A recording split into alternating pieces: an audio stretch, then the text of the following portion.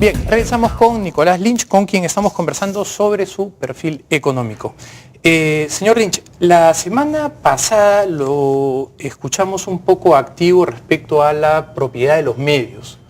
Usted en un programa lo que estaba era sosteniendo que los medios tenían unas propiedades cruzadas y que por lo tanto no había una debida libertad de prensa. Corríjame si interpreté mal lo que digo. Bueno, yo creo que hay un diagnóstico en América Latina que no solo tiene que ver con el Perú. El Perú es un caso, indudablemente, sino con otros países también, con la mayor parte de países en la región.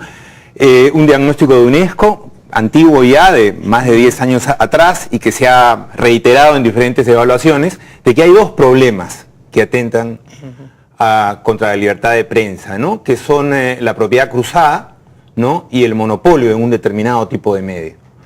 Y este es un tema que ha sido abordado de diferente manera en diversos lugares de América Latina y que ha sido poco discutido y abordado acá. Y eso indudablemente que afecta el pluralismo político y el pluralismo de opinión. Correcto. Yo me metí a internet y me puse a averiguar, puse a estudiar un poco, me pareció interesante lo que usted planteaba. Y lo que encontré fue un poco lo inverso. Encontré un estudio de la Comisión Federal de Comunicaciones que hacía justamente un estudio partiendo por asumir que efectivamente cuando la propiedad es cruzada, o sea que un propietario es dueño de un medio A, de un medio B y de un medio C, esta propiedad podía tender a generar diversiones en las opiniones de acuerdo a sus preferencias. Y lo que encontraron fue que no había una necesaria desviación producto de la concentración de propiedad. Lo que más bien encontraban era que más importante que si algún propietario es dueño de diferentes medios, como lo es, por ejemplo, el Grupo del Comercio o el Grupo La República, lo más importante era que hubiera pluralidad de medios para que hubiera una mayor libertad de opinión y que la libertad de prensa se beneficiaba de esa. Entonces, mi pregunta es, ¿en el mercado peruano usted siente que no hay una suficiente competencia? Mire, yo creo que no es un tema de competencia entre distintos dueños. Número uno, dueño A, dueño B, dueño C. Mi convicción es que en la prensa y en los medios audiovisuales se expresan intereses económicos, sociales y políticos. Y por lo tanto deben ser diversas voces, o sea, deben haber diversas formas de propiedad en los medios. Propiedad privada, ciertamente, propiedad pública a través de la sociedad civil y del propio Estado. O sea, que es la pluralidad de formas de propiedad la que permite expresar diversos intereses. Pero ¿esa no sería una teoría justamente conspirativa? ¿Por qué conspirativa? Al contrario. Proponer que los dueños de los medios son los que determinan qué es lo que dicen los periodistas a través de los medios. Bueno, lo que vemos en la historia del Perú es que son los dueños de los medios los que determinan qué cosa dicen sus medios. Justamente eso me hizo buscar un paper. Espérese un ratito. Pero usted no ha definido bien lo que es propiedad cruzada. Propiedad cruzada es tener propiedad de una radio o de varias radios y de varios periódicos y de varias estaciones de televisión. Le voy a dar el nombre del estudio para que lo revisen. Hay varios estados en Estados Unidos, por ejemplo, que prohíben la existencia puede ser que esté prohibido, pero un propiedad privada. La base de data y el otro, yo le estoy diciendo la experiencia que lleva a una determinada legislación.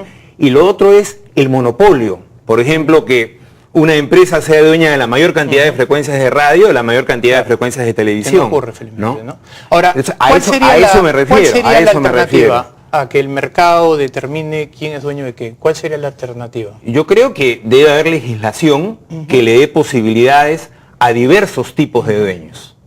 Yo creo que esa es la verdadera competencia. Que el Estado restrinja... Que haya una presencia pública de algunos para darle a otros. Que haya una presencia pública importante, ¿no?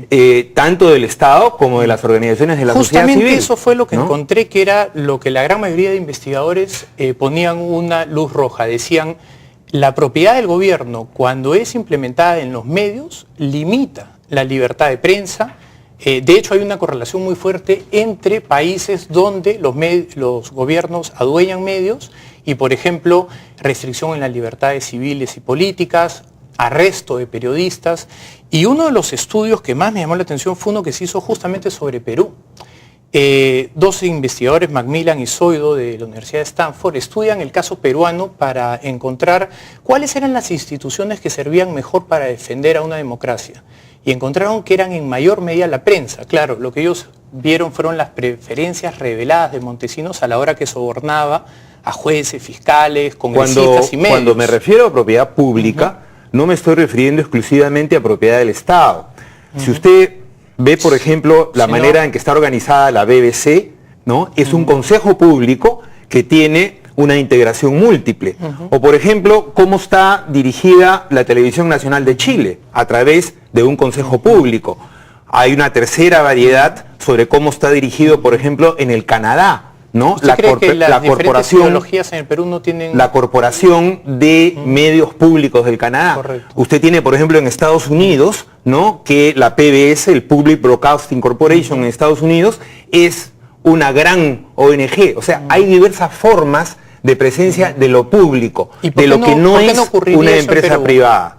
¿Por qué no ocurriría eso en el Perú si la libertad de poner un medio es abierta? Cualquiera puede poner un periódico, cualquiera podría tomar o comprar una radio. Son diferentes el caso del periódico, que es prensa escrita, del caso de lo que son medios audiovisuales. Son dos cosas totalmente diferentes. En el periódico no hay concesión de ondas aéreas como hay en el caso de los medios audiovisuales, ¿no?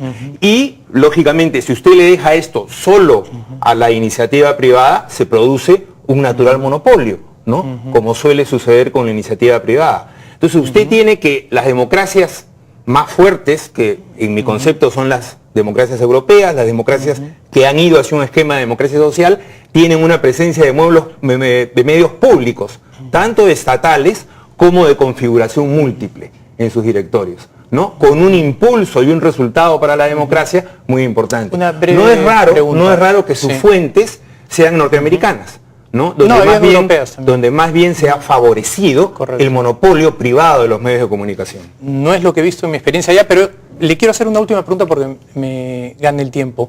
El modelo de prensa que están siguiendo los gobiernos de Argentina y Ecuador, en su opinión, ¿qué le parecen? Bueno, yo creo que son casos totalmente diferentes, ¿no? El caso argentino y el caso ecuatoriano. En el caso argentino, que es el que conozco más cerca, yo creo que hay una ley de medios audiovisuales muy interesante que fue aprobada el año 2009, luego de 5 años de discusión en múltiples foros en la sociedad argentina, y que fue aprobada por gobierno y oposición. Solo se opuso un partido de derecha, que me parece que fue el PRO, ¿no? Y ahora se está luchando por su implementación, que está siendo enfrentada por un monopolio mediático, que es el monopolio del Grupo Clarín, ¿no? Muy bien. Le agradezco muchísimo su visita. Al contrario, yo le agradezco su pluralismo al haberme invitado. Siempre. Gracias. Muchas gracias. Bien, vamos nosotros a una pausa y regresamos con el bloque de San.